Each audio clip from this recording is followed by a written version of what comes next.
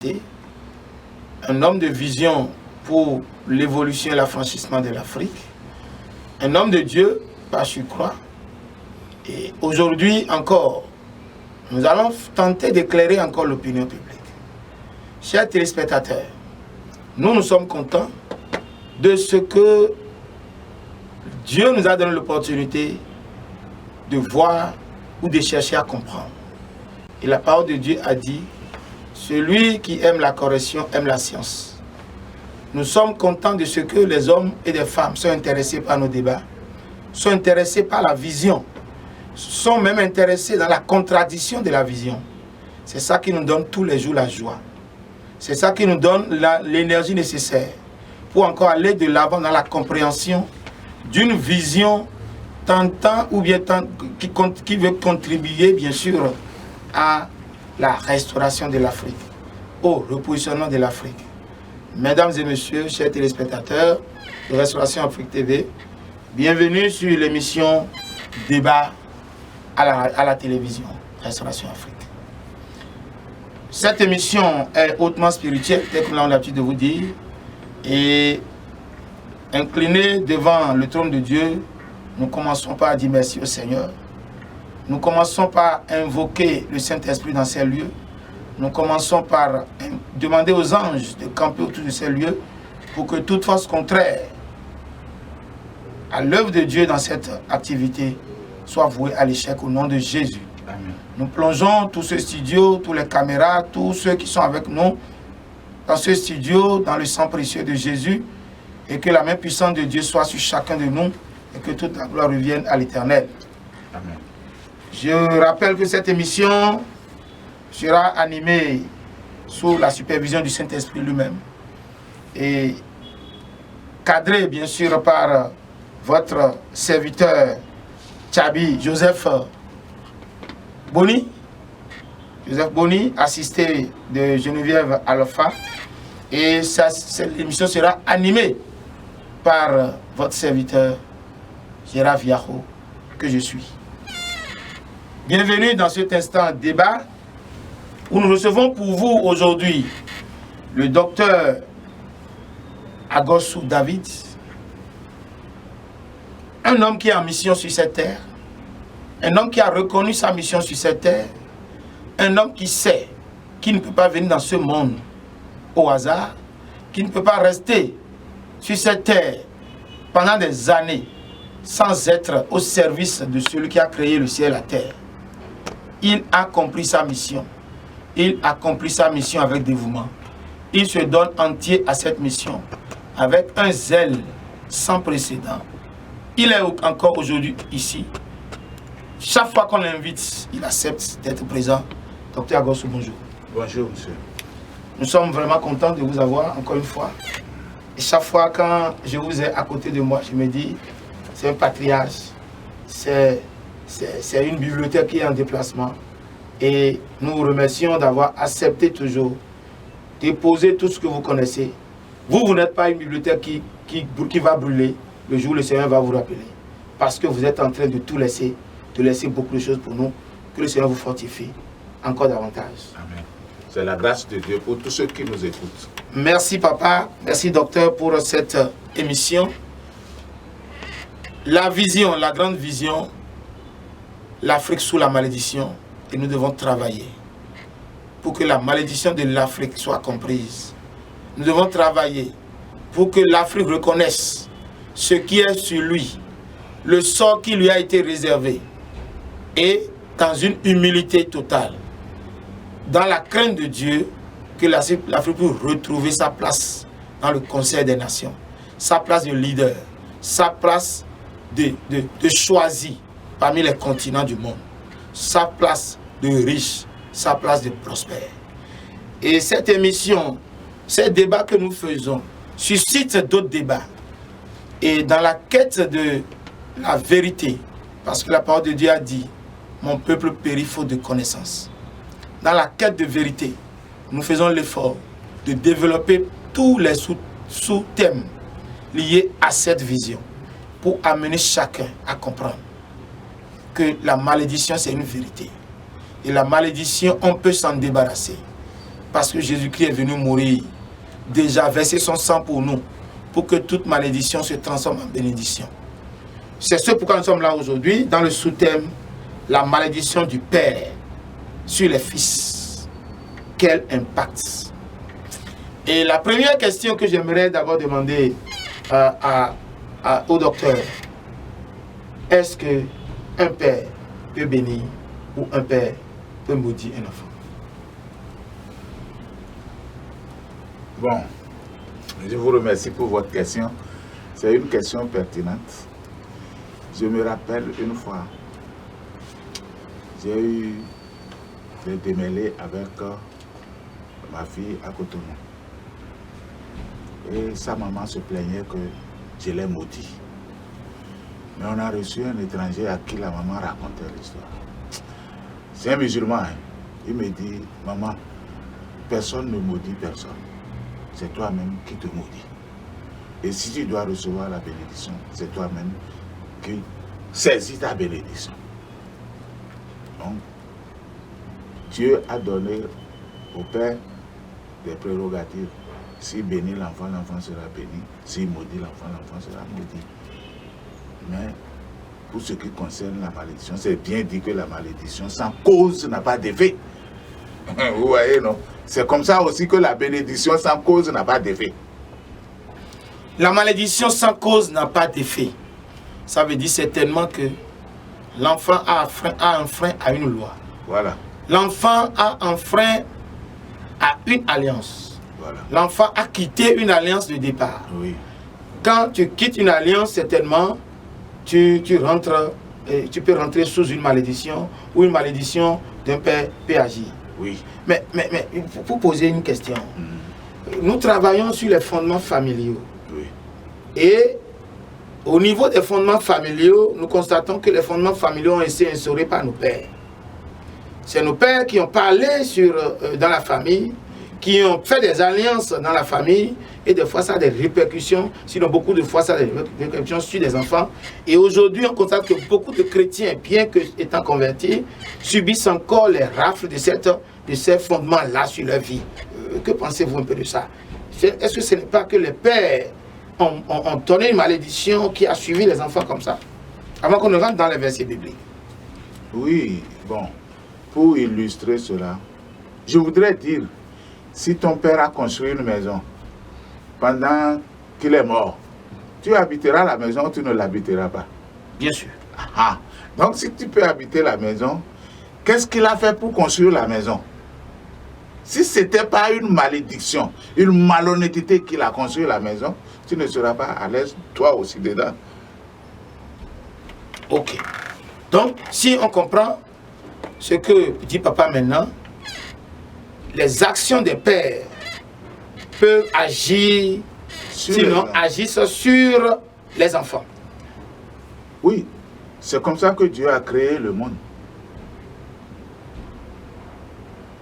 Les enfants du Père peuvent agir sur les enfants. Si je dis Dieu a créé le monde, c'est que nous pouvons voir l'exemple de Dieu lui-même. À partir d'Abraham, il a promis à Abraham la bénédiction. Et il a renouvelé cette bénédiction avec Isaac. Isaac a renouvelé la bénédiction avec Jacob. Ainsi de suite. Nous avons commencé l'émission comme ça pour planter le décor en fait. Parce que notre thème c'est la malédiction du Père sur les enfants. Oui.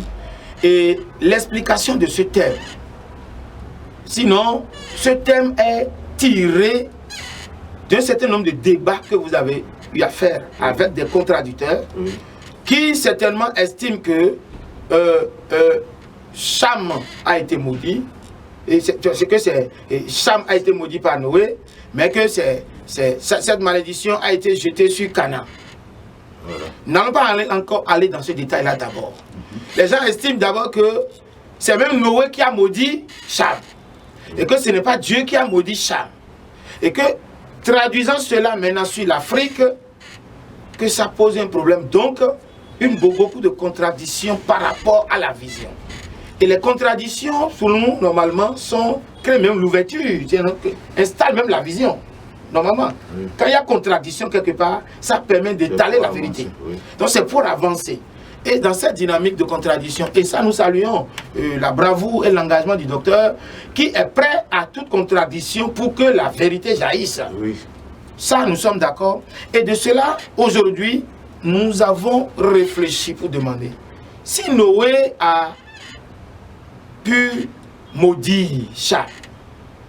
Noé a prononcé une malédiction sur Cham. Canaan. D'abord, c'était Cham qui a mal fait. Oui, c'est Cham qui a mal fait. Mais il n'a pas prononcé la malédiction sur Cham. D'après la Bible, hein, Oui. il a prononcé la malédiction sur Canaan, le fils de Cham. De Cham. Cham a mal fait à son père. Oui. Et c'est son fils. C'est sur son fils qu'on a prononcé la malédiction. Oui. On veut comprendre un peu ça. Pourquoi ça? Pourquoi celui qui a commis la faute, on ne l'a pas maudit lui et on a déversé cette malédiction sur ses enfants? Pourquoi? Selon vous? Dieu est souverain. Et lui, il connaît les hommes qu'il a créés. Et il sait tout ce qu'il doit faire. C'est pour cela, quand il parle, sa parole s'accomplit, que tu sois malin, que tu ne sois pas malin, parce que tu ne peux pas comprendre tout de suite ce qu'il dit. C'est au moment, des fois, quand c'est réalisé la main de Dieu dans ce truc-là. Donc, pour expliquer, franchement parlant, moi-même, avant, je disais, oui, comme Dieu a déjà béni Cham, Noé ne peut plus le bénir. Mais, c'est qu'il faut savoir que la malédiction, là, ça provient, comme nous l'avons défini au début, de la rupture de contenu de l'alliance. Si c'est toi, nous nous sommes promis quelque chose sur une certaine base. Si tu romps la base, ce n'est pas moi qui vais te dire encore que tu seras maudit avant que tu ne sois maudit. Ça, c'est le cas de Cham, ça. Qu'on sache que c'est Cham. On a bien dit qu'il a vu la nudité de son père et l'a rapporté au dehors, ce qu'il ne devait pas faire. Mais déjà, il s'est surchargé de malédiction. Oui, la question. Maintenant, pourquoi lui qui s'est surchargé de malédiction, ce sont ses enfants. C'est Canaan. Parmi les 4 enfants qu'il a, c'est Canaan qui a maintenant subi cette malédiction. Encore que les 3 autres, on est en train de constater que eux, c'est comme si on les a laissés. Et c'est le 4e, c'est-à-dire c'est Canaan maintenant qu'on a pris en compte. Pourquoi? Oui. Bon, vous savez, la parole de Dieu a des circonstances et des sens. Okay. Donc, il faut que le Saint-Esprit puisse t'assister pour que tu comprennes certaines choses. Bon, bien vrai que la malédiction a été prononcée sur Canaan. Moi, j'ai vu dans la Bible que Canaan n'a jamais été esclave des esclaves. Parce que ce que Noé a dit, vous serez esclaves des esclaves de vos frères. Mais Canaan n'a jamais été esclave des esclaves. Parce que Dieu a dit aux Israéliens, allez-y tuer tous les Cananéens. C'est ce que Dieu a dit, il n'a pas dit, allez-y faire de vos esclaves ou bien les esclaves de vos esclaves. Dieu n'a pas dit ça. Mais quand nous regardons les enfants, les frères de Canaan, c'est-à-dire Pout, Couch et Misraïm, nous voyons dans Ésaïe 19 que Dieu a dit qu'il va les confier à un roi cruel qui dominera sur eux. Et quand nous suivons cette parole, nous allons voir que les Blancs sont arrivés en Afrique pour coloniser l'Afrique. Et nous avons refusé. Et ils nous ont donné indépendance. Ils sont partis en se remplaçant par des néocolons. Donc, comprenons que les néocolons sont les esclaves des Blancs, parce que c'est leur maître, c'est eux qui leur ont donné la place. Donc, ils ne peuvent faire que ce que leur maître leur demande de faire. C'est pour cela, depuis des années, nous changeons des présidents, nous changeons des députés, nous changeons tout, mais on ne fait qu'arriérer. Vous voyez, la compréhension vient. Donc, ces néocolons prennent leurs frères pour leurs esclaves. Ainsi s'accomplit la parole de Noé sur les Africains. Et non sur les Cananéens. C'est biblique. Regardons ce qui s'est passé dans la Bible. Si on regarde Ésaïe 19, on va voir ça. Et si on regarde Ézéchiel 29 aussi, ce que je suis en train de dire, on verra. Merci. Avec les références, c'est clair, la malédiction prononcée par Noé est en train d'avoir son effet, a eu son effet. Mais ce que nous oublions, Noé s'est inspiré de quoi pour que sa malédiction prononcée puisse agir sur, non seulement, non pas sur Cham, mais sur Canaan, avec ses corollaires.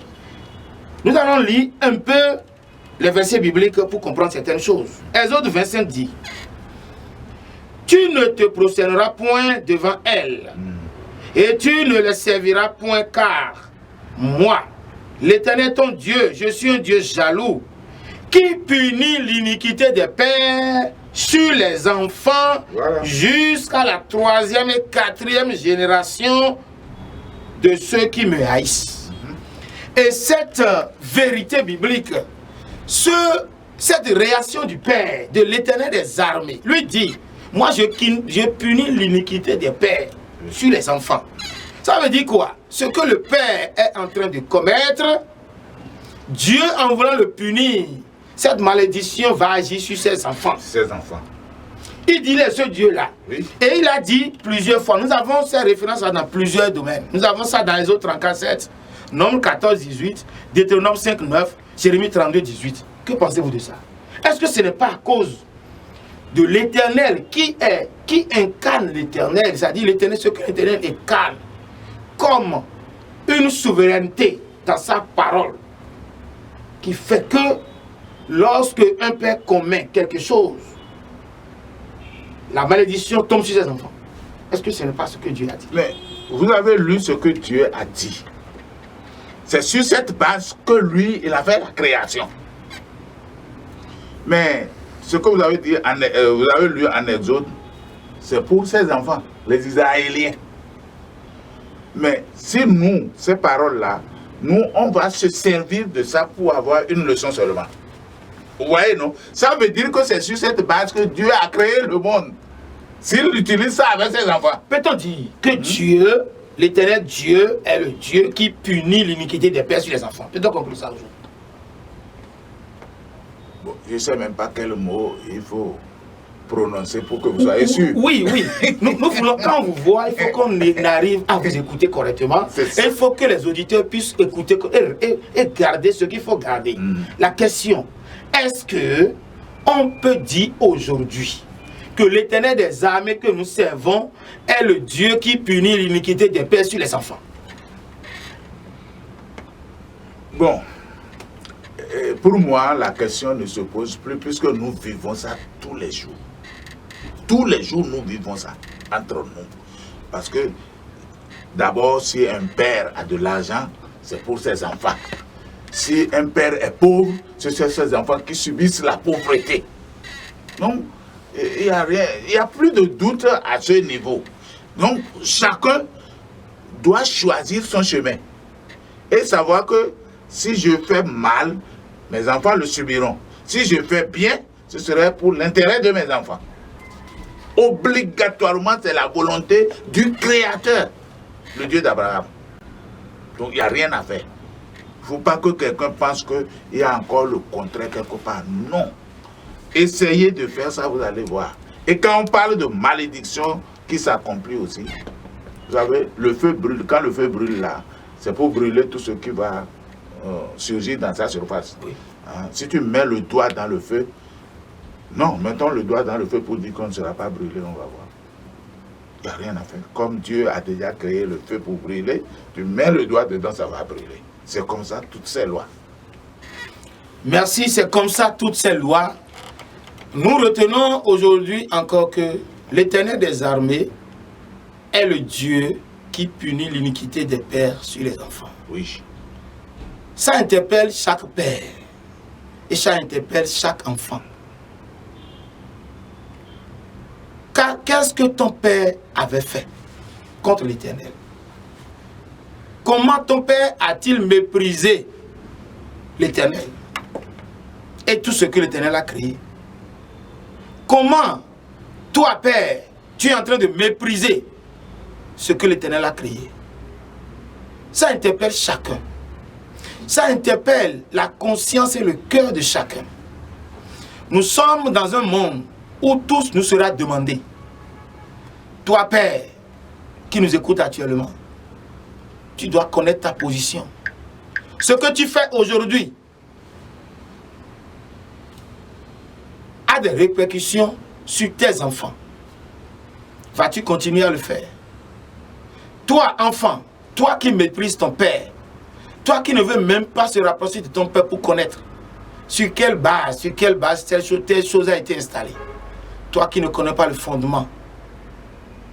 Afrique, tu as intérêt à savoir une chose. Ce que ton père, ton arrière-grand-père a fait. Parce qu'on a dit jusqu'à 4 générations, la malédiction va suivre. Mais jusqu'à aujourd'hui, beaucoup refusent qu'il n'y a plus de malédiction. Papa, docteur, que pensez-vous de ça? Attendons d'abord, réglons l'histoire de 4e génération. Ça, oui, nous vous donnons la parole pour ça. Voilà. Oui. Ça, c'est pour les enfants de Dieu. C'est pour les Israéliens que cela a été dit. Oui. Vous voyez, non? Nous qui ne sommes pas Israéliens, il faut d'abord accepter l'évangile de Jésus. Oui. Avant de rentrer dans cette alliance de 4e génération. Oui. Sans accepter l'évangile de Jésus, ça là ne te regarde pas. Ta malédiction sera éternellement avec toi. Tant que tu ne vas pas connaître la source et détruire la source en allant devant Dieu, le confesser et restituer ce qu'il faut restituer. Donc, ça reste pour toujours pour les ignorants. C'est pourquoi Dieu a dit, mon peuple périt faute de connaissance.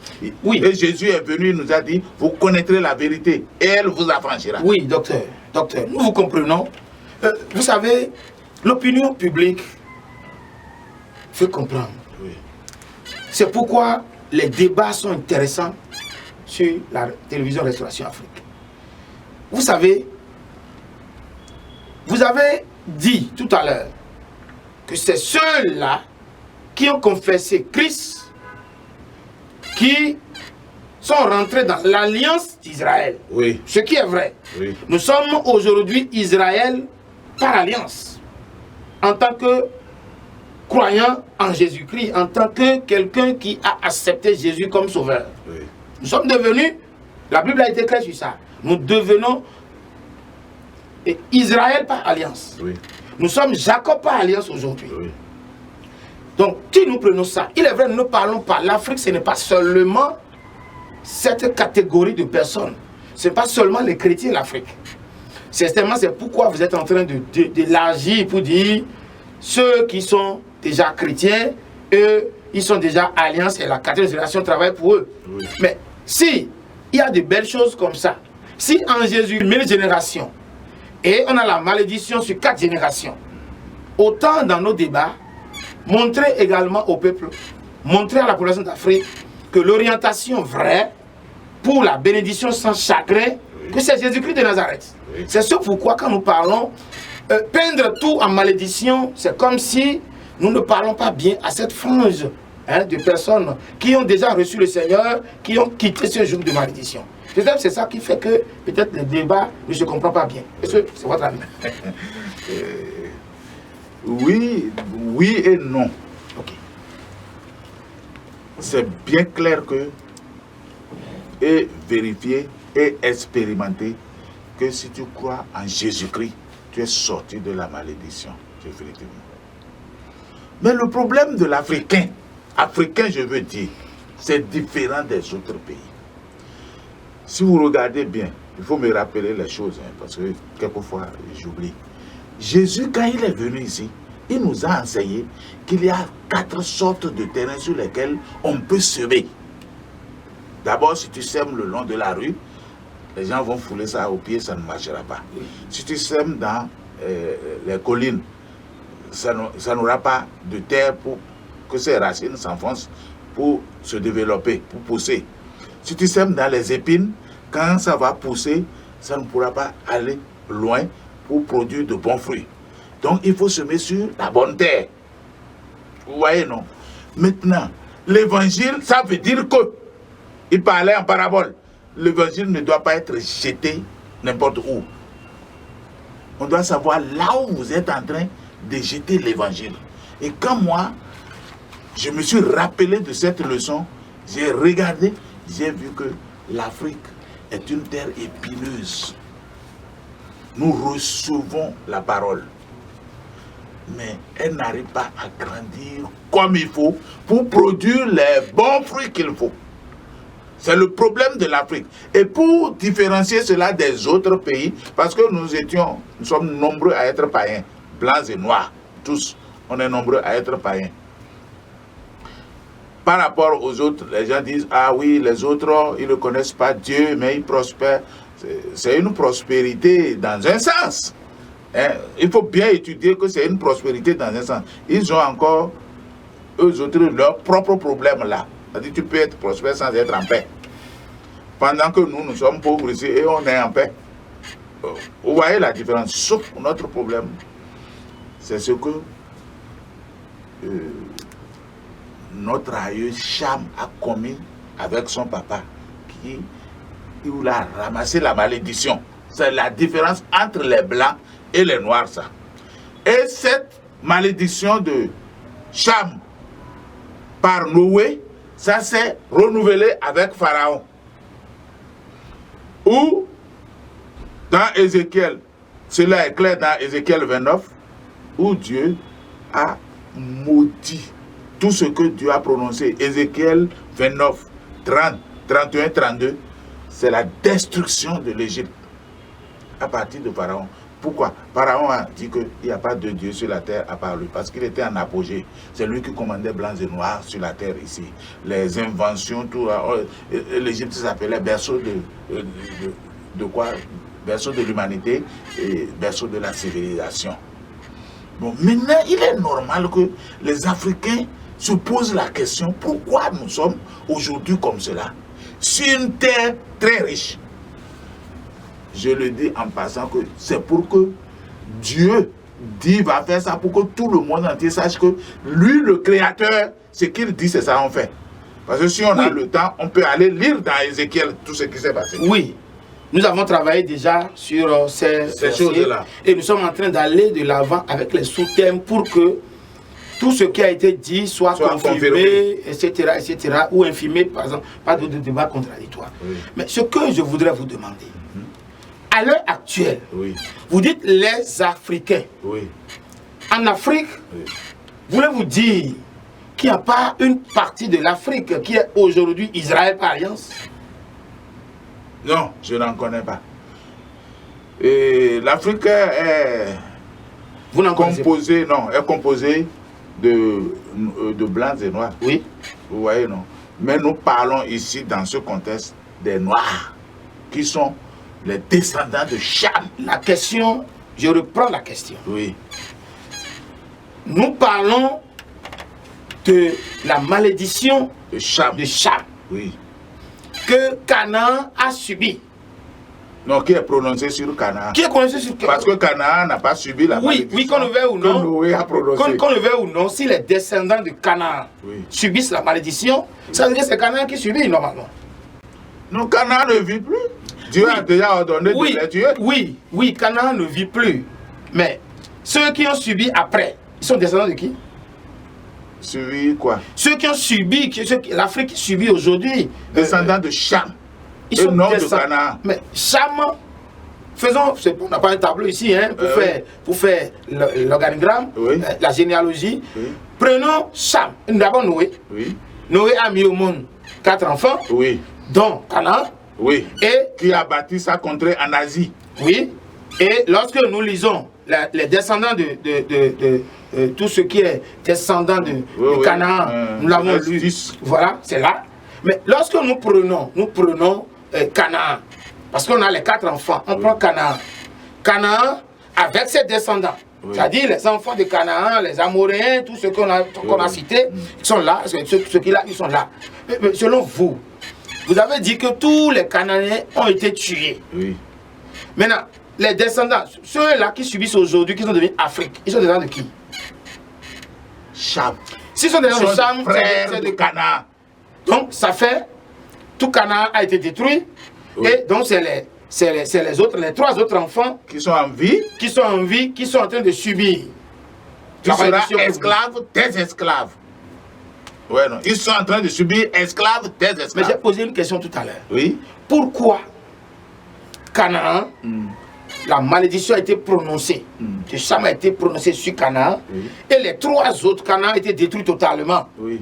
Et c'est les trois autres, puis c'est ce que vous dites maintenant, c'est les descendants des trois autres qui subissent maintenant cette malédiction. Avant que je ne revienne sur l'autre question que je posais. Bon, ça, c'est... Oui, parce que vous êtes en train de faire les recherches. C'est la chose de Dieu.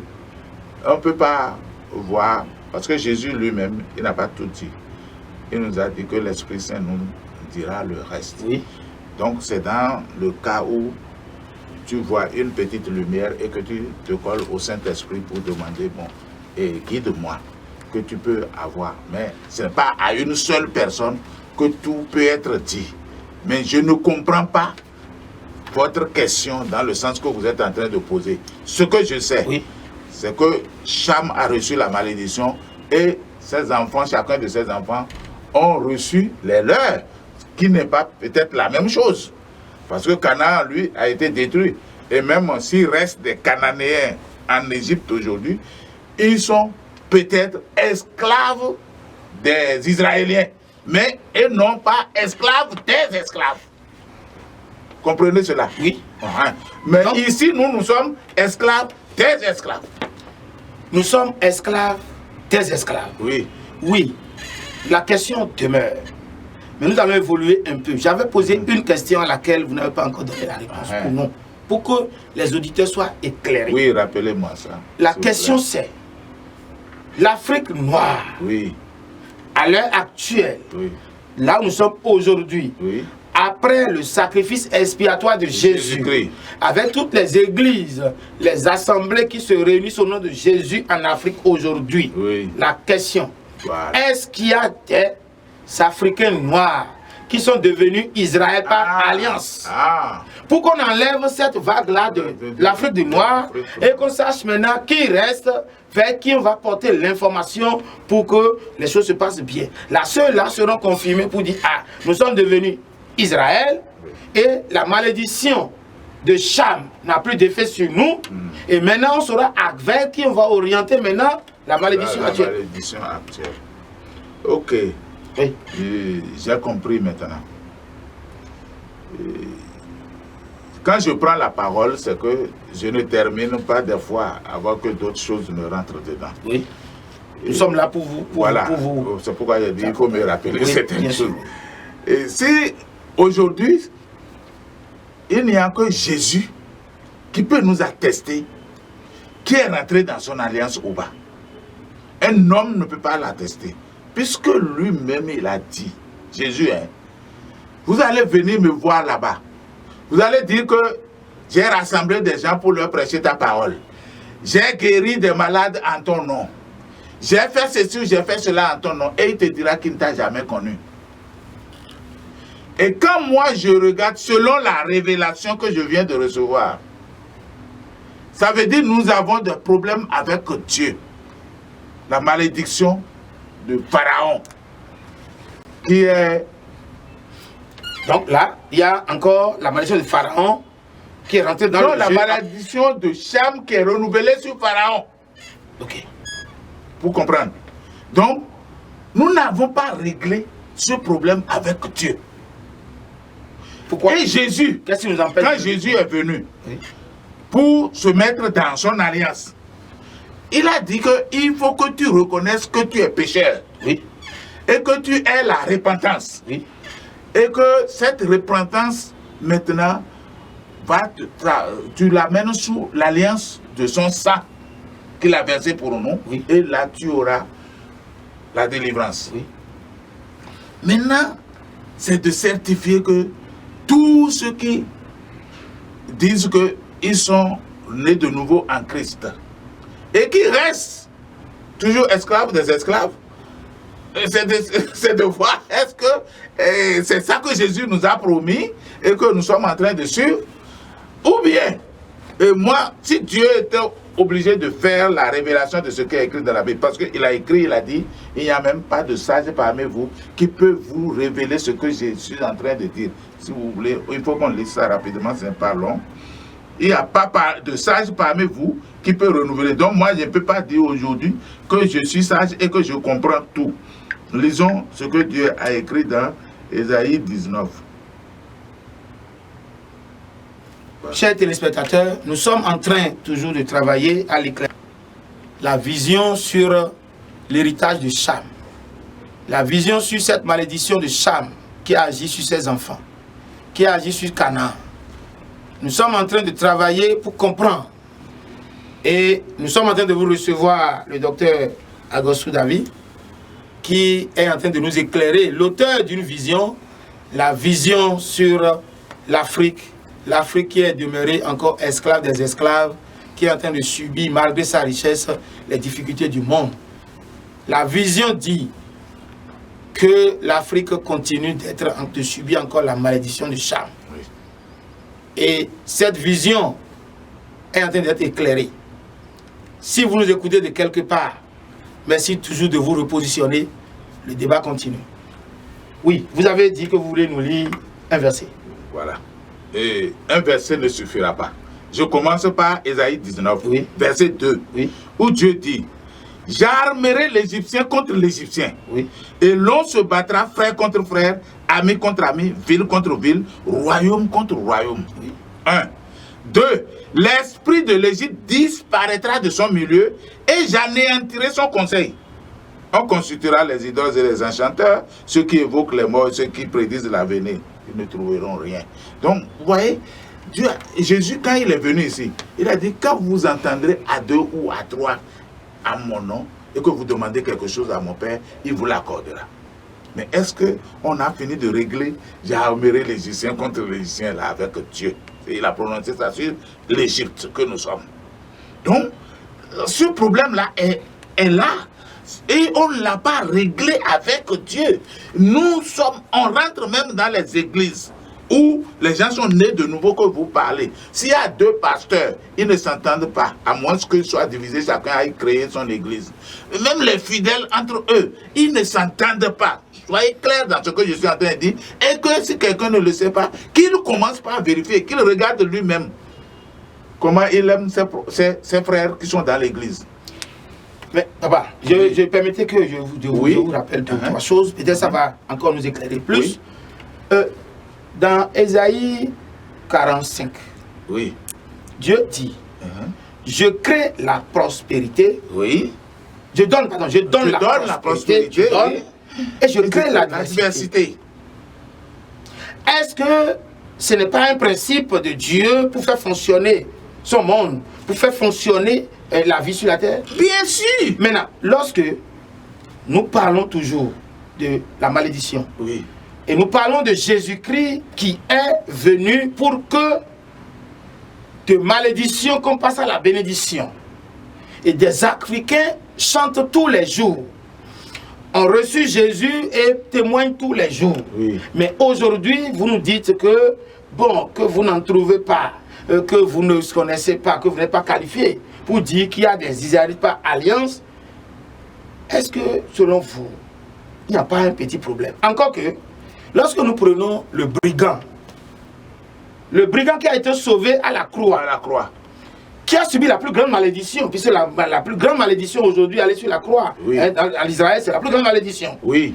Lorsque ce brigand a subi la croix, aux côtés de Jésus, il y en avait 2. Oui. Il y a un qui a été sauvé instantanément, oui. Juste parce qu'il s'est repenti, voilà, à la croix. À la croix. Voulez-vous dire qu'il n'y a pas encore d'Africains repentis quelque part en Jésus-Christ? Je ne suis pas à mesure de le certifier, je l'ai déjà dit. Et je le répète, je ne suis pas à mesure de le certifier. Jésus seul. Quelle est la foi? Parce qu'il y a la grâce. Oui, non, il y a la grâce. Mais moi, je ne peux pas dire que les gens sont graciés. Ce que Jésus ne nous a pas dit, il n'a pas dit allez-y commettre les péchés, j'ai déjà tout crucifié sur la croix, vous n'aurez plus de problème. Je crois qu'il n'a pas dit ça. Qu'il a dit. Et chaque fois quand il guérissait les gens encore, il leur dit allez-y, ne péchez plus. Oui.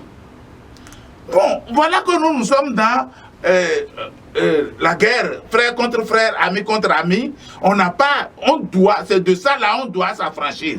Parce que Dieu lui-même, quand on va en bas, dans ce que je suis en train de lire, on comprendra que Dieu lui-même a dit qu'il va sauver l'Afrique. Et il a dit ici, parce que si nous n'entendons pas seulement une partie et qu'on dise que c'est fini, je suis en train, il faut me permettre de dénoncer tous nos problèmes. Donc, j'ai déjà lu verset 1, verset 2 et 3 là. Il a dit que l'esprit de l'Égypte disparaîtra du milieu d'elle. Remarquons que, quand il a dit ça, après quelques années, Jésus est venu, comme vous le dites, hein, il s'est crucifié. Comme nous le disons, mais c'est pas vrai, il n'est pas venu, selon vous. Il est venu, okay. Et on l'a crucifié. Mais comme vous dites que normalement, on devait rentrer dans la plénitude du salut, je vois ici, il a dit, l'esprit de l'Égypte disparaîtra du milieu d'elle. Donc, on doit savoir quel esprit Dieu parle ici. L'esprit d'invention, l'esprit de sagesse que l'Égypte avait, l'esprit de créativité que l'Égypte avait. Dieu a dit que l'esprit disparaîtra du milieu d'elle. Et quand même, on remarque que l'esprit a disparu, on va se réunir pour chercher des moyens. Il a dit encore, j'anéantirai son conseil. Donc même si on se réunit, on cherche des solutions, il va anéantir notre conseil. À quel niveau? C'est-à-dire, la question du docteur, oui. Vous ne nous situez pas. Vous ne nous situez pas parce que par Adam, oui. Le péché est rentré sur la terre. Moi je ne veux pas. Pardon. Nous voulons lire, c'est nous qui posons les questions, donc vous nous suivez dans nos questions. Okay. C'est nous qui posons les questions. Hein? Vous nous aidez pour qu'on puisse comprendre oui. La vision, on puisse comprendre les choses. Par Adam est venu le péché. Oui. Et de la même manière, la Bible a écrit dans le Nouveau Testament, oui. Comme c'est par un homme que le péché est rentré, c'est par un homme encore que le péché a été annulé. Ça veut dire que par un homme, la malédiction est rentrée, oui. Mais c'est pas un homme que la malédiction a été annulée. Si on peut rester simplement comme ça. Mais lorsque vous êtes autour de cette malédiction prononcée, on sait, et qu'aujourd'hui, en ce moment-là, le travail de Jésus, le sacrifice expiatoire de Jésus n'a pas d'effet en ce moment-là. N'a pas travaillé en ce moment-là. Jésus, dans cette période-là, n'était pas venu faire ce travail qu'il nous a fait. Je ne crois pas. Mais s'il est venu après, oui. Il nous a instauré maintenant une nouvelle alliance. Et dans cette alliance, il nous dit, lorsque tu arrives à confesser, d'accord, que tu reconnais que tu es péché, tu me confesses comme ton Seigneur et Sauveur, oui. Tout ce qui a été fait là, prononcé là, tu n'es plus sous ce joug. Oui. Aujourd'hui, voulez-vous dire qu'il n'y a pas d'Africains ayant sorti de ce joug, ou parce que la question revient chaque fois. Si on ne comprend pas, lorsque vous dites dans les églises, on ne se comprend pas. Le Seigneur a instauré ce monde pour que lorsqu'il y a adversité, tu saches que c'est moi qui l'ai créé, c'est éphémère, et la bénédiction que tu as, tu puisses bien garder ça. Maintenant, si il n'y a pas d'adversité, on aurait fait ce qu'on veut. Oui. Donc cette adversité-là qui existe aujourd'hui ne peut pas être confrontée ou bien assimilée à une malédiction de facto, de façon générale, selon nous. Que pensez-vous? Bon, d'abord, dans Apocalypse, oui.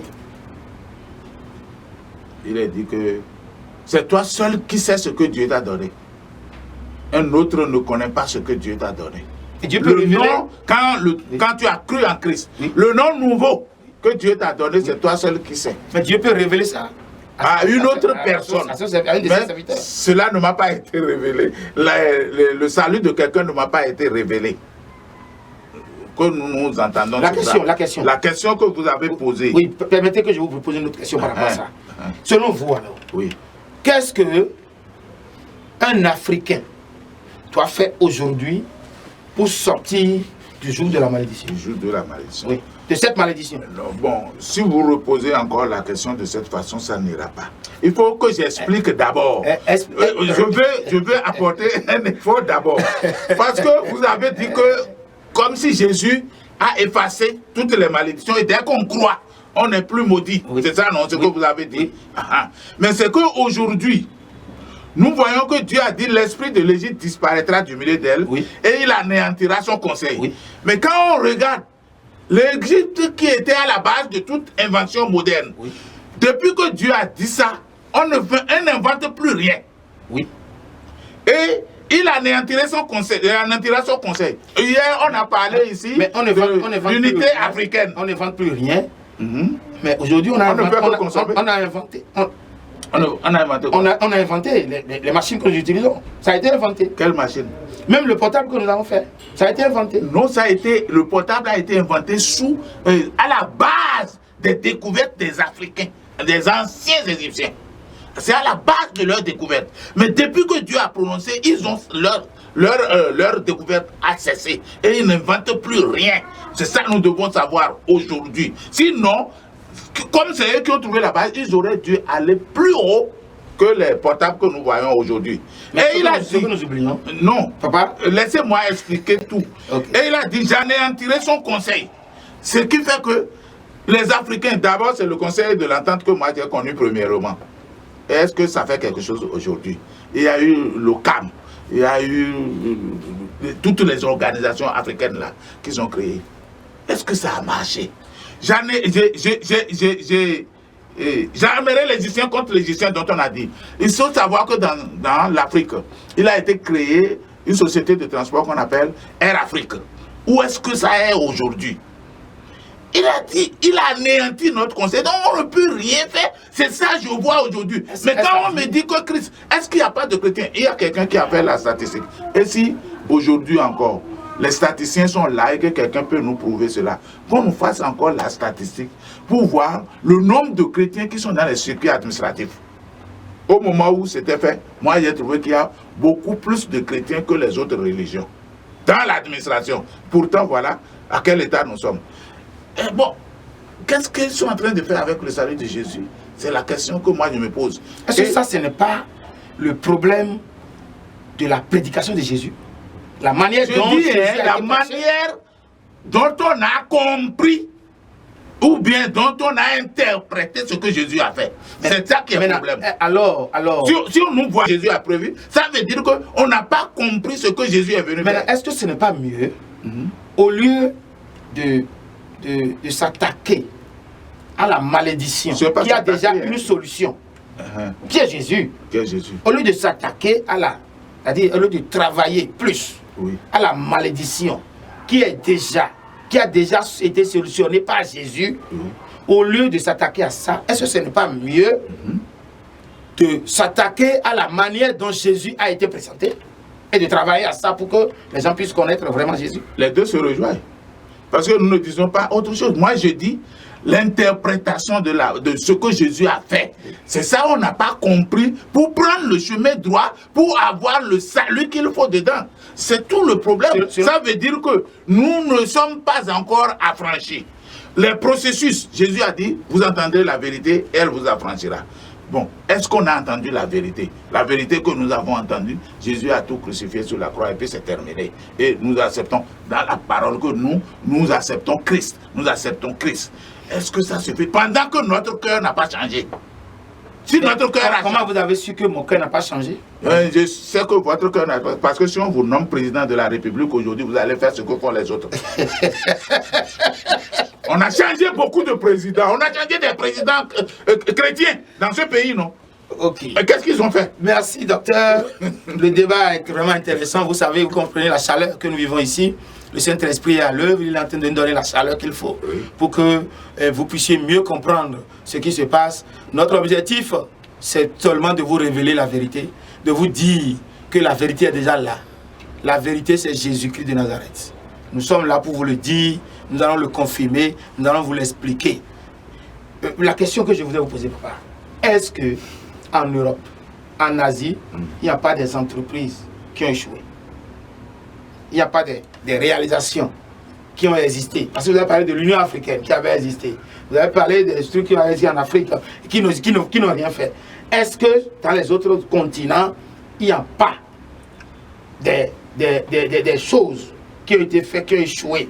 Encore que nous avons eu aux États-Unis, nous avons eu des présidents qui ont succédé. Nous avons eu, la fois dernière, on a amené Trump. Il est resté pendant un temps, il n'a pas fait 2 mandats. La communauté a estimé que ce n'est pas lui qu'il faut. On a ramené une autre personne, etc. etc. Est-ce que, selon vous, ailleurs, il n'y a pas possibilité pour quelque chose qui est fait d'être amélioré ou bien d'être changé, selon vous? Vous avez parlé des États-Unis. Oui. Ça me rappelle quelque chose. Vous savez, entre-temps, tous les présidents des États-Unis en exercice, tous les 20 ans, on l'assassine. Et quand le président Reagan est arrivé sur le trône, les chrétiens se sont rassemblés pour prier en Amérique. Et ils ont trouvé que l'Amérique a été maudite par les Indiens rouges. Et ils ont prié pour briser la malédiction. Si vous allez sur Internet et vous demandez malédiction de l'Amérique, vous allez voir qu'est-ce qui s'était passé. Par les Indiens rouges. Par les Indiens rouges. Les Indiens rouges ont eu quelle relation? Est-ce que les Américains les ont maltraités? Oui. Et c'est pour cela qu'ils ont maudit. Ça veut dire que, quelqu'un peut encore maudire son prochain.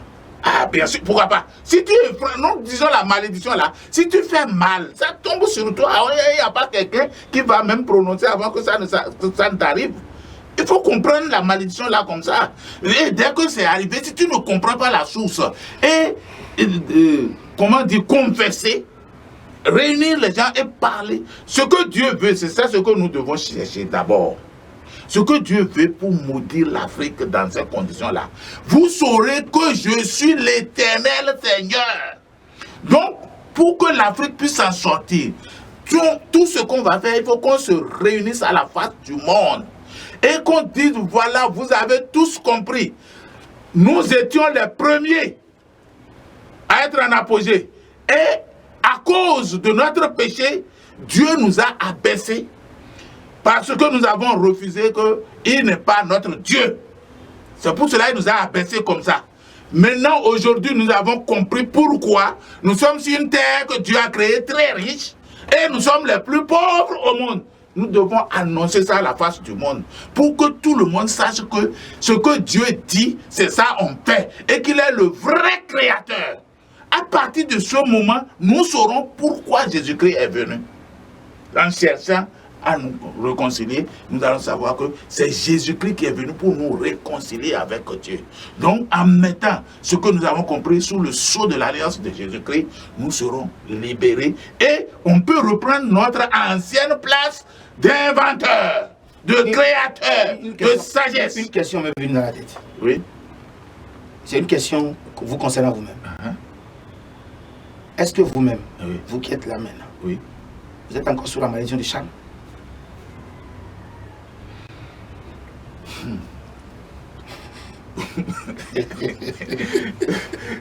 Moi, mon problème. Oui. Parlez-nous un peu de mon problème. Oui. Quand Jésus te guérit, il dit va et ne pêche plus. Oui. Mais j'ai trouvé en Afrique, il n'y a nulle part où tu vas rester pour être saint. Ça, c'est le vrai problème. C'est pourquoi je ne peux pas dire aujourd'hui, non, que moi je suis saint, moi j'ai le salut. C'est faux, si je dis ça, c'est faux. Puisque mon cœur est toujours rongé. Chaque fois que j'ai affaire avec mon frère, comme il me trahit, comme il fait là, je vois que, mais est-ce que je peux avoir la patience jusque-là? Donc, vous Jésus a dit, vous allez pardonner à votre frère. Je ne peux pas pardonner. Vous êtes en train de conclure que vous êtes encore sous la malédiction des charmes. Bien sûr. À moins que nous faisions la non, nous disons vous. Mais je dis que c'est Jésus seul qui peut le certifier. Donc Jésus ne vous il a peut pas me donner la grâce parce que je ne peux pas atteindre tout ce qu'il a dit de faire. Non, attendez. Jésus a dit beaucoup de choses. Nous n'avons pas le temps maintenant de parcourir tout le Nouveau Testament à la fois. Oui. Mais nos explications vont aider la communauté, la population, nos auditeurs, nos téléspectateurs à nous écouter correctement, à nous comprendre. Oui. Je dis, selon vous, à l'heure actuelle, est-ce que vous êtes encore sous la malédiction du charme? Vous avez dit oui. Oui, parce que je m'efforce. Je m'efforce à avoir le salut éternel. Je m'efforce Maintenant, à avoir le salut éternel. Est-ce qu'on doit... est-ce que c'est forcé Oui. à avoir, ou bien c'est accepter que c'est Jésus la force qui est mieux? Mais accepter que Jésus, est-ce que c'est difficile d'accepter? C'est pas difficile d'accepter. Mais pourquoi vous voulez compliquer qu'on accepte? Moi, je ne complique rien. Non, ça dit que... Je ne complique rien. Il y avait des chrétiens avant moi. Oui. Il y avait bien des chrétiens avant moi. Mais j'ai vu, qu'est-ce qu'ils sont en train de faire avec le salut? Non, ce que nous disons ici... Il ne s'agit pas d'accepter aveuglement et de rester pauvre sous les autres. Ils viendront prendre même notre pays, Afrique là. Les Blancs viendront le prendre. Je vais vous donner un petit exemple. Oui, oui. Quand vous regardez en Afrique du Sud, parce que c'était quand les Blancs dirigeaient l'Afrique du Sud, vous allez voir qu'ils étaient les grandes puissances financières de l'Afrique. Les plus grandes financières. Et quand vous allez là-bas, vous allez voir les constructions qui sont faites en Afrique du Sud, comment les Blancs ont construit. Mais depuis que les Noirs ont pris le gouvernement de l'Afrique du Sud, ils ont baissé. Et puis c'est le Nigeria qui est devenu le plus grand financier. La chose est claire. Il faut regarder tout ça là. Et pour nous situer. Le Nigeria, donc le Nigeria... C'est aujourd'hui la plus grande puissance. Une puissance financière. Est-ce a dit que le Nigeria... Est-ce que le Nigeria est encore sous la malédiction du chat? Ah bien sûr. Le Nigeria est-il esclave de ses esclaves? Pourquoi? C'est des Noirs, non? Non, je c'est des Noirs. Non. Si je suis esclave de mon esclave et que j'ai la bénédiction de Dieu sur ma vie, je ne vois pas en quoi je suis esclave encore. Ah, la bénédiction, ça commence d'abord par l'âme. Et quand votre âme est sauvée, vous pouvez tout faire en Jésus. Mais si vous n'arrivez pas à faire, il faut savoir que vous n'avez pas encore atteint. Donc là nous sommes. Oui. Là nous sommes. Notre question tient. Là où nous sommes actuellement. Oui. Nous avons posé la question sur vous, oui. Mais vous n'avez pas répondu tel que... tel que vous voulez. Vous n'avez pas éclairé certainement. Moi, j'ai dit la vérité. Ce que chacun de nous doit considérer. Si tu dois te mettre en cause à chaque fois, quand tu as des rapports avec ton frère, tu dois te mettre en cause pour savoir qu'est-ce que Jésus a dit. Qu'est-ce que je vais faire pour rester dans mon salut. Est-ce a dit que en faisant ça, je suis encore sous la malédiction? On n'a même pas encore fait l'affranchissement. C'est ça. Et si Dieu, aujourd'hui, j'ai posé la question à beaucoup de personnes. On n'a pas fait l'affranchissement. Est-ce que tu un peu ça là? Bon, non, on n'a pas fait l'affranchissement pour comprendre les choses. Parce que là, au moins Ésaïe 19, là, j'ai posé la question à beaucoup d'hommes de Dieu. Personne n'a jamais compris ce que Dieu a dit dans Ésaïe 19. Oui, vous avez compris, c'est pourquoi vous nous expliquez. Mais j'ai trouvé dedans. Pourquoi? Parce que j'ai posé la question à beaucoup de personnes, ils ne comprennent pas. J'ai dit, mais pourquoi? Et Dieu m'a l'esprit m'a montré. Il dit, les princes de Tsoan ne sont que des insensés. Les sages conseillers de Pharaon forment un conseil stupide. Comment on veut dire à Pharaon, je suis fils de sage, fils des anciens rois.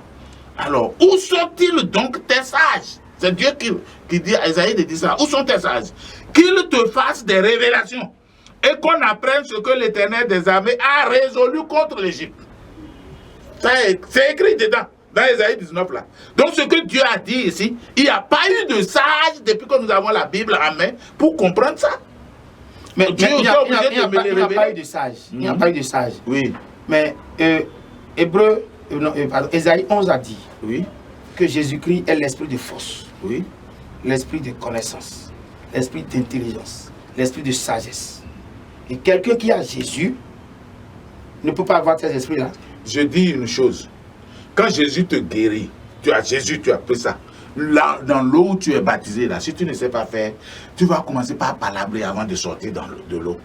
C'est ça le vrai problème. Le milieu que tu vis, si le milieu n'est pas assaini, un peu, au moins, un peu assaini, tu ne peux pas prétendre avoir le salut. C'est ça ce qu'il faut comprendre. Parce que tu fais la chose, Jésus, il dit, va et ne pêche plus. Si tu dois pêcher, alors tu dois sortir. Et Ézéchiel me dit quelque part là, que le jour où celui qui est en train de bien faire a péché là, tout ce qu'il avait fait de bien là est effacé. Est-ce que c'est pas pourquoi l'Ancien Testament? Non, je ne sais pas. Voilà. Vous allez me dire que c'est l'Ancien Testament. Est-ce que parce que qu'on appelle à Ézéchiel, qu'on appelle à l'Ancien Testament, alors que Jésus lui-même dit, je suis venu accomplir déjà ce qui est fait là. Et non, il a déclaré, il dit, je suis venu accomplir l'Ancien Testament. Oui, l'ancien, non, la loi. La loi, oui, mais c'est ça. Il parle aux Hébreux. Ça, ce n'est pas pour nous, les païens. Nous, les païens, quand on va entendre l'évangile de Christ, c'est en ce moment-là qu'on vient croire. Et nous pensons aujourd'hui que Jésus a crucifié tous nos péchés sur la croix. Non, il nous a dit, quand tu vas comprendre que tu as péché, tu vas avoir la repentance et l'amener sous l'alliance de Jésus pour avoir le salut. Mais tant que tu ne comprends pas que tu as péché, il a donné des exemples, non, de deux personnes. Quelqu'un a dit que lui, il fait tout ce qu'il a dit depuis, et quelqu'un a dit que lui, il a péché. Qui a dit qu'on ne comprend pas, que l'homme aujourd'hui ne comprend pas qu'il a péché? Qui a dit ça? C'est vous qui le dites. Non, vous ne comprenez pas ce que Dieu a dit ici. J'ai amené l'Égyptien contre l'Égyptien, et nous sommes dedans. Nous sommes dedans. Les églises, c'est pourquoi on crée des dénominations d'églises, dénomination sur dénomination. C'est le même Dieu, non? Et pourquoi on ne peut pas rester sur place? C'est le même Dieu. Quand Jésus est venu, il n'a pas dit à chacun d'aller créer. Est-ce qu'on ne peut pas dire c'est la même parole? Est-ce qu'on ne peut pas dire que les dénominations, le fait qu'il y ait beaucoup de dénominations, c'est déjà une institution même de Jésus avant qu'il est parti? Institution comme oui, le fait qu'il ait pris les disciples de deux, les a envoyés. Quand vous regardez dans l'Ancien Testament, dans le Nouveau Testament, s'il vous plaît, répondez à notre question. Quand vous regardez, c'est la réponse, quand vous regardez dans le Nouveau Testament, on a écrit aux Corinthiens, on a écrit aux Galates, on a écrit aux Phéniciens, on n'a jamais écrit aux Égyptiens. On n'a jamais écrit.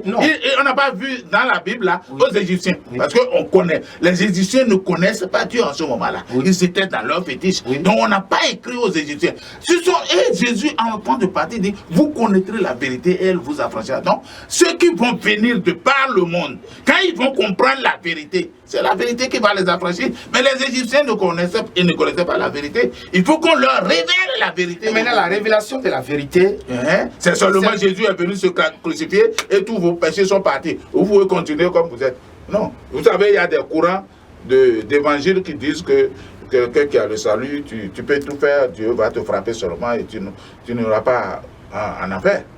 Mais est-ce le vrai courant, ce n'est pas ce que les gens disent, mais c'est l'évangile qu'on doit... Mais ils trouvent des versets bibliques. Non, ce que nous disons, parce que vous posez, on comprend dans le travail qu'il y a beaucoup d'aspects qui sont en train de sortir, mais qu'on n'arrive pas à expliquer aux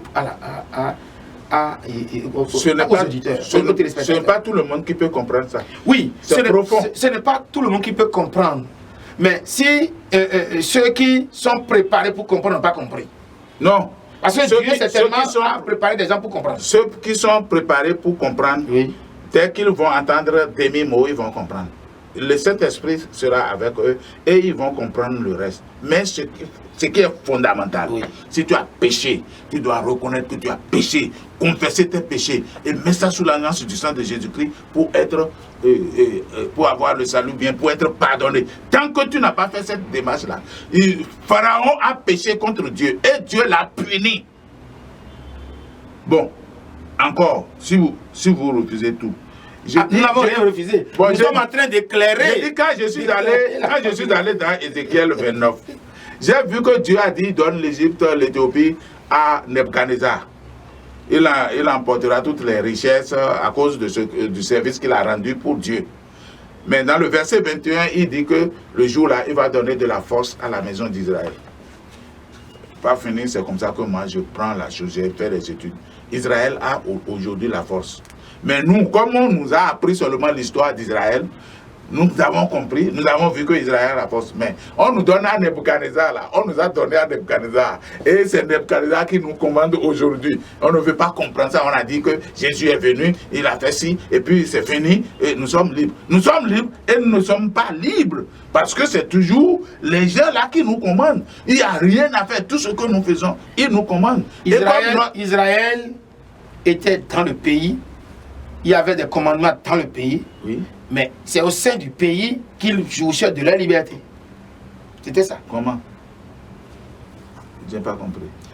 La parole de Dieu a dit que Israël était un peuple à part. Oui. Il était dans le peuple. Uh-huh. Et il était à part, à part. La parole de Dieu dit, lorsque tu reçois Jésus, tu deviens Israël par alliance. Oui. Ça veut dire qu'en Afrique, tu deviens un peuple à part. Moi, je ne refuse, Mais la question, je ne est-ce qu'il y a des refuse peuples pas. à part en Afrique? Vous avez dit non, que vous ne savez Moi, je ne refuse pas. Je ne suis pas Jésus. Il n'y a que Jésus Oui. ou bien Dieu qui peut attester cela. Donc- Ce que nous, moi, les Écritures ont dit ici, c'est ça ce que moi je sors.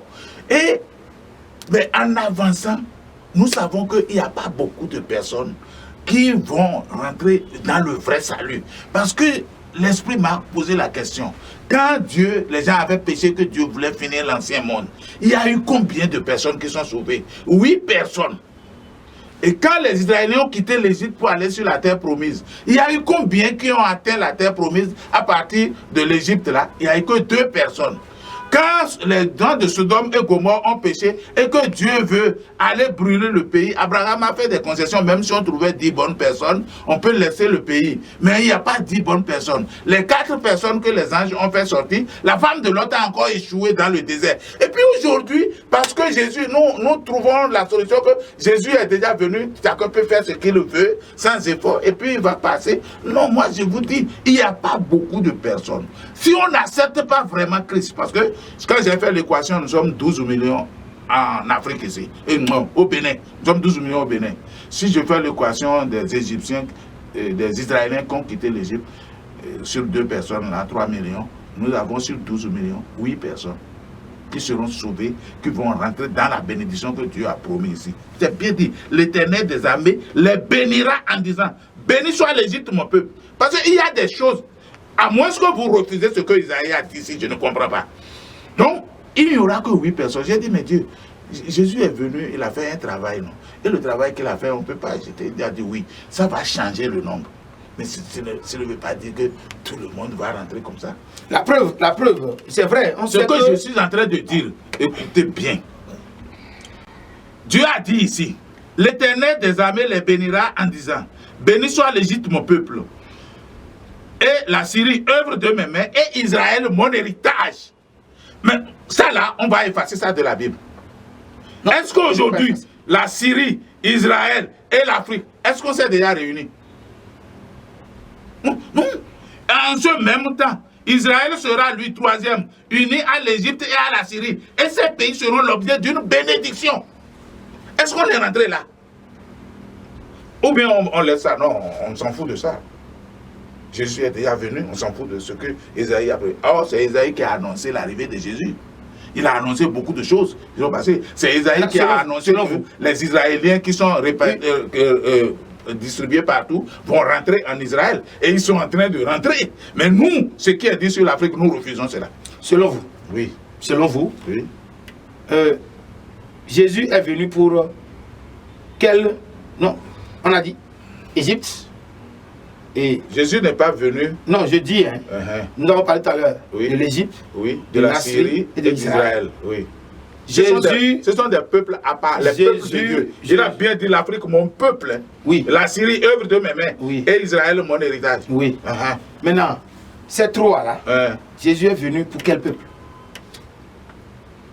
Pourquoi Pour affranchir quel peuple? Pourquoi nous voulons comprendre. C'est une question qui amène. Jésus est venu pour tout le monde. Pour tout le monde. Ces peuples-là, je vais vous dire le cheminement. Ces peuples-là, quand ils vont se reconnaître en Jésus, et que leur situation va changer, les autres qui ne sont pas cités ici, quand ils vont voir que c'est vraiment le Dieu d'Abraham qui a créé la terre, et que ce qu'il dit c'est ça, on fait, et quand on fait ça, ça donne le bonheur, c'est en ce moment-là que les gens vont commencer par croire. Je crois qu'il y a eu quelque chose de la grande moisson dans la Bible aussi. Donc ce serait en ce moment-là la grande moisson, puisqu'ils vont voir ce que nous sommes et ils vont croire vraiment que ces gens qui étaient plus pauvres que nous, comment se fait-il qu'aujourd'hui ils sont en train de monter sur nous? Et il faut étudier la situation.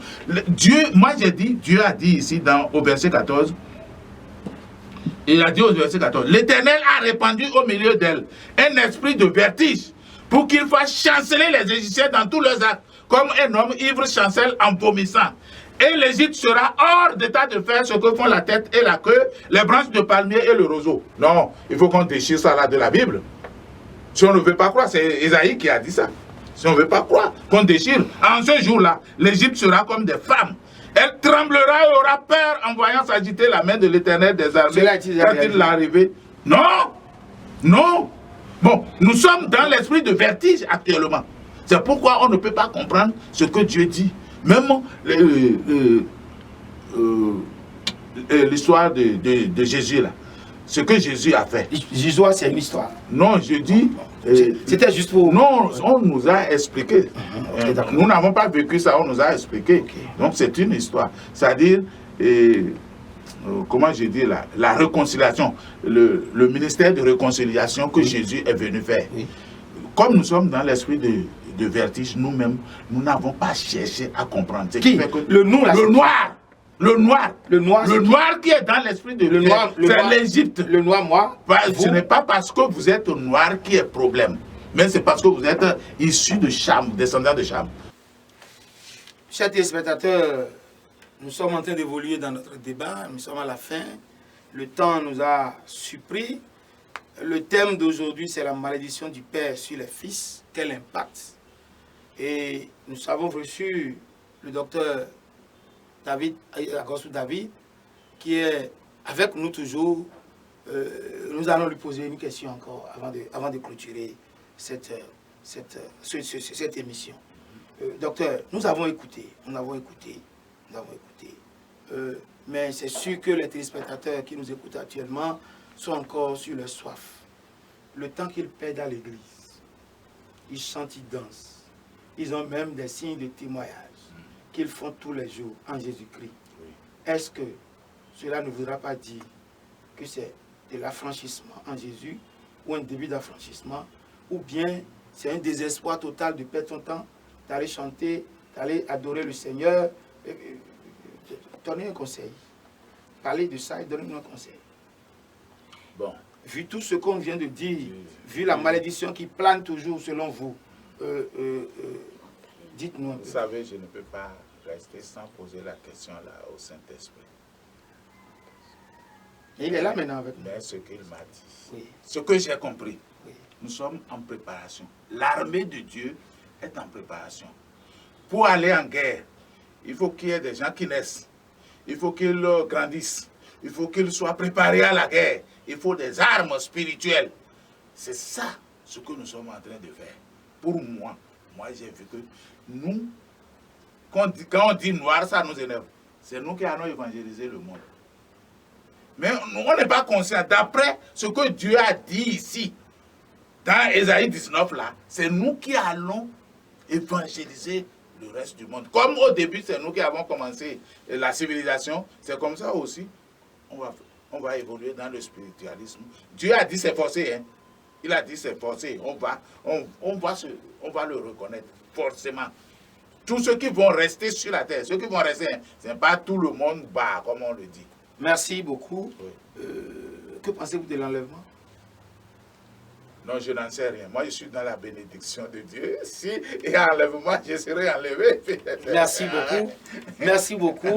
Nous sommes à la fin de l'émission. Oui, l'essentiel. Nous vous donnons la parole pour mot de fin. L'essentiel, c'est de chercher à se conforter. Savoir que ce que Dieu a dit là, ça s'accomplit. Et la façon de s'accomplir là, c'est toujours au-dessus de la connaissance des hommes. Donc, ce qu'on a compris jusque là-dedans, tout ce qu'Ésaïe a dit, ça s'accomplit d'une manière... je prends un exemple simple. On est à la fin. Oui, le jour où Jacob allait en esclavage. Mais si vous lui refusez, attention, on a dit à Abraham que vous irez en esclavage. Est-ce que ce n'est pas la route? Il vous dira non. Parce que comme Dieu l'a organisé là, ça peut pas... C'est comme ça, tout ce que Dieu a dit dans Ésaïe 19, là, ici, pour l'Afrique, c'est comme ça, ça va se réaliser. Et moi, je dis à tout le monde, faites attention. Vérifiez. Et la parole de quelqu'un ne vous sauvera pas. C'est vous-même qui allez lire. Sondez les Écritures et ça va vous donner la foi. Donc, on n'a plus besoin de pasteurs, de prédicateurs, de quelqu'un pour nous accompagner. Si on n'ouvre pas un peu, toi-même, tu ne peux pas chercher. Des fois, moi, je dis, on a écrit. sans préciser le verset biblique. Si vraiment tu seras sauvé, c'est à toi de chercher dans la Bible et de trouver le verset biblique. Puis ce que nous faisons maintenant, c'est de la prédication. Bon. Nous sommes en train d'éclairer la vision. Voilà, nous sommes en train... Oui, ça c'est un travail à part que nous sommes en train de faire. Mais ce n'est pas encore tout. Quand même, moi, on me parle. Je prends les versets bibliques, je rentre chez moi avec le Saint-Esprit, je lis plusieurs fois. Même si ce que nous disons là, normalement, les gens doivent enregistrer. Et le refaire, redire plusieurs fois. Parce qu'on n'entend pas une fois pour comprendre. Donc il faut l'entendre plusieurs fois avant de saisir le sens et de vérifier ce qu'on a dit. Merci, docteur Gossou David. Chers téléspectateurs, nous sommes à la fin de cette émission dont le thème est intitulé « La malédiction du Père sur les fils, quel impact ?» Ce qu'il faut retenir du débat d'aujourd'hui, ce qu'il faut retenir de tout ce que le docteur nous a enseigné aujourd'hui, c'est ceci, chers téléspectateurs. Il faut savoir une chose. La parole de l'Éternel, quand c'est dit, ça s'accomplit toujours. Et l'Éternel a dit des choses dans sa parole. Et le docteur est en train d'attirer l'attention de chacun de nous sur le fait que cela doit s'accomplir et nous devons tout faire pour que ce qu'on doit faire pour ne pas subir la malédiction, qu'on le fasse. Nous avons retenu encore que ici, un père, la malédiction du père agit sur le fils. La malédiction du père agit sur le fils. Et le Dieu de l'Éternel des armées est un Dieu qui punit l'iniquité des pères sur les fils. Il a dit sur 4 générations. Chers téléspectateurs, nous sommes à la fin de cette émission. Nous allons vous revenir encore une fois. Sachez une chose, celui qui maudit son père et sa mère, sa lampe s'éteindra dans les ténèbres. Toi, enfant, Proverbe 20, 20 l'a dit. Toi qui es en train d'agir, pense à la malédiction de ton père. La malédiction qui peut être sur ton père. Et tu vas travailler contre cela. Toi, père, sache que ce que tu fais aujourd'hui peut créer la malédiction sur tes enfants. Et que sur ces mots, nous allons fermer. Nous saluons chacun de vous. Nous remercions la partie technique pour l'effort qui est assuré de main de maître par Bonnie Joseph et Alpha Geneviève. Ils sont derrière là-bas. Ils sont en train de tout faire pour que vous le voyez. Tout beau, tout mignon. Nous remercions le docteur pour son déplacement de très loin pour être avec nous ce matin. Et nous l'attendons encore pour d'autres jours, pour d'autres thèmes. Que le Seigneur nous bénisse. Que le Seigneur vous bénisse. Bye bye. Shalom, shalom. Amen.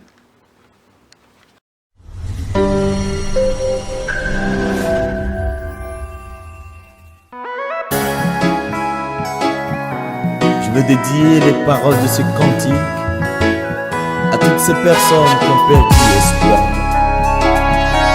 En toi il y a un champion. Yes. Éveille le champion qui dort en moi. Saint-Esprit, Esprit de Dieu. Éveille le champion qui dort en moi. Saint-Esprit, Esprit de Dieu. Éveille le champion qui dort en moi. Saint-Esprit, paraclet. Saint-Esprit, paraclet. Éveille le champion qui dort en moi. Dans la vie d'un homme, il peut y avoir des hauts et des bas. Mais comme ton sauveur sur ce chemin de la croix, relève-toi lorsque tu tombes. Quand Dieu est la source de tes ressources, il te fera